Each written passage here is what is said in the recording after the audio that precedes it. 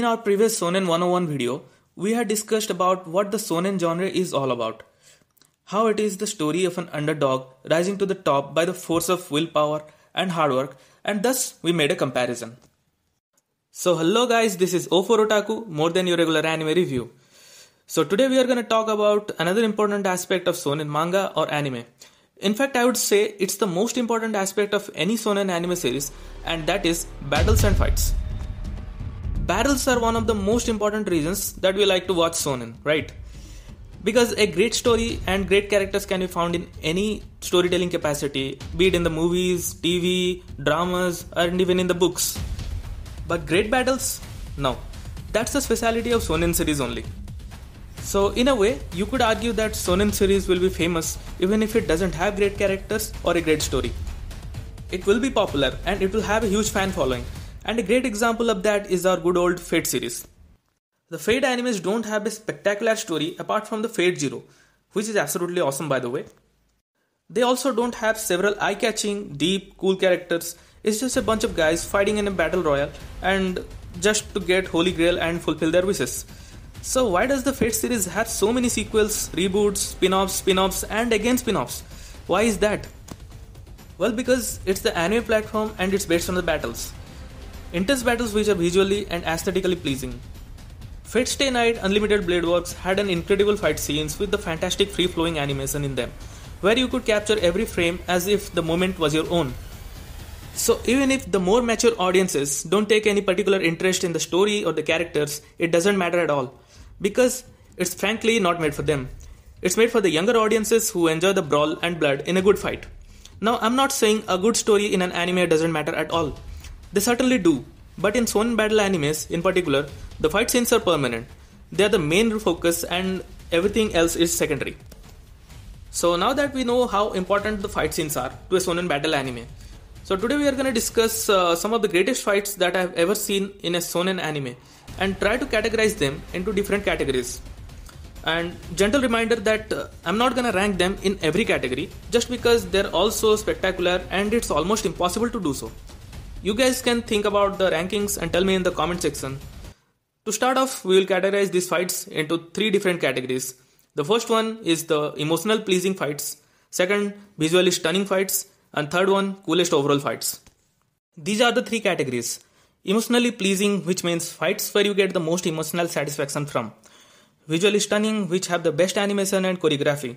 And coolest overall, which are just plain spectacular to witness.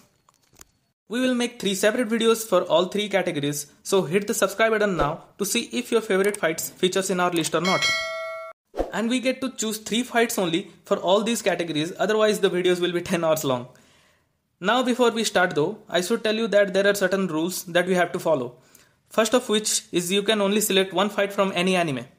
So basically what I'm trying to tell is, same animes and same characters will not appear in this list twice, because if that happens, all of the places would be taken by the big hitters like One Piece or Naruto. The second rule is the fight must be 1-on-1 or at best 2-on-1. Because if not, then Marineford would be the best fight in any category in any medium. Simple, right? So let's get started with. Now this one is just pure satisfaction, unbridled joy. The satisfaction of seeing the coolest guy just torch the most despised character is just unexplainable.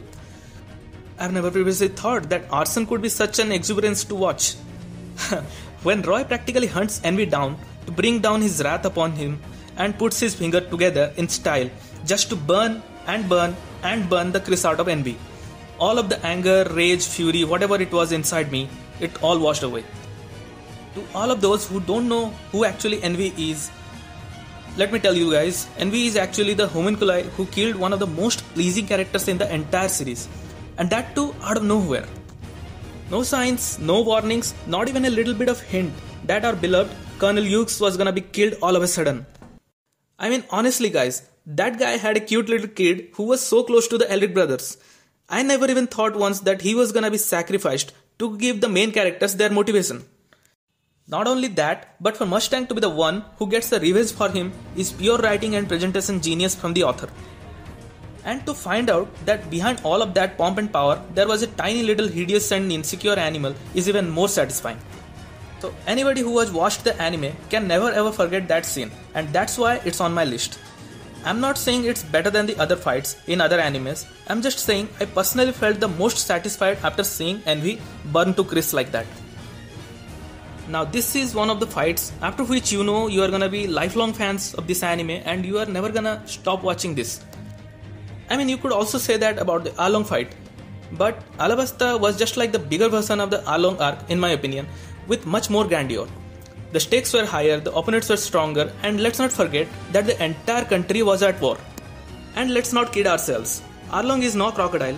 Croc could have killed every last citizen of that country and get the ancient weapon Pluton, which is far more cynical than Arlong, who was just a tyrant who wanted to rule some villagers. Crocodile had ambitions to be the best in the world, and to fulfill those ambitions, he had a brain capable of masterminding a plan, and that was so sinister and dangerous that he could have killed everyone in the Alabasta even without lifting a finger. It's just that it's so baffling that he lost to the Straw Hats even when he was so meticulous in his plannings. I mean, he had backups for his backups. He had considered every damn possibility that could have happened, and I have to say that it's just sheer luck and karma by which Luffy won that fight. And let's not forget that prior to this fight, Luffy had actually lost to Crocodile twice. Twice! I mean, have you ever seen that before? It's just luck and Robin's mercy that he came out alive in both of those occasions. Crocodile was the second Shichibukai who was introduced to us in the series after the Hype King Dracule Mihawk, and he was just the incarnation of intimidation. I mean, with his cool design and incredible sand power, he was like the endgame for us, the watchers back then.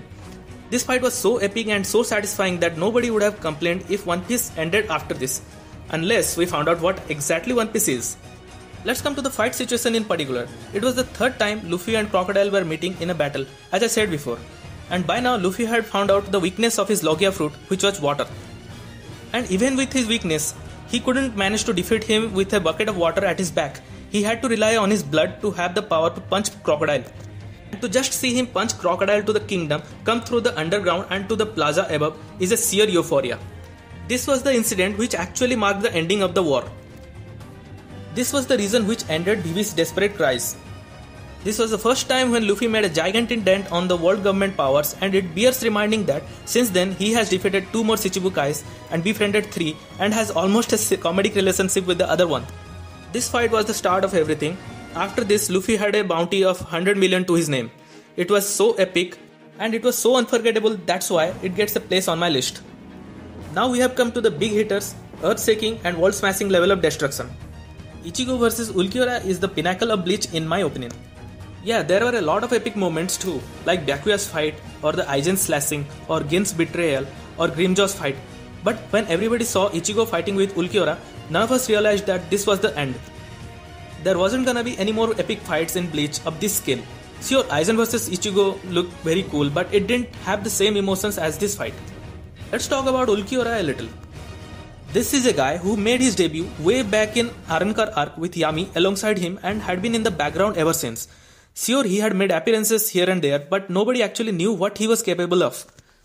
But then again, everybody knew that he along with Yagarayak were the only 2 guys who were gonna fight Ichigo eventually. Just like we know, Blackbeard and Akainu are the 2 guys Luffy gonna beat to become Pirate King eventually. So it wasn't a surprise seeing them fight against Ichigo in the Hueco Mundo arc. But the actual surprise came from the power level of both guys. Ichigo had just defeated Yagarayak or Grimjaw as everybody likes to call him, to save Inoue as he was the 6th strongest Espada. And Grimjaw was so incredible that Ichigo barely survived that fight. But hey, he did beat that guy, right? So when we saw Ichigo getting beaten mercilessly by Ulquiorra's first form, we were kinda hoping for a miracle. A plot armor which would actually allow Ichigo to win the fight. And this is also the moment when Ichigo said that iconic line, "For the sake of saving others." 勝てるつもりで戦ってるわけじゃねえよ。勝たなきゃいけねえから戦ってんだ。This is the moment which makes it absolutely epic and spectacular. Nobody actually anticipated Ulquiorra to make a giant hole in his heart in that same episode. He actually fired a Zero right through his heart and threw his body away from the top of the tower. I was shell-shocked.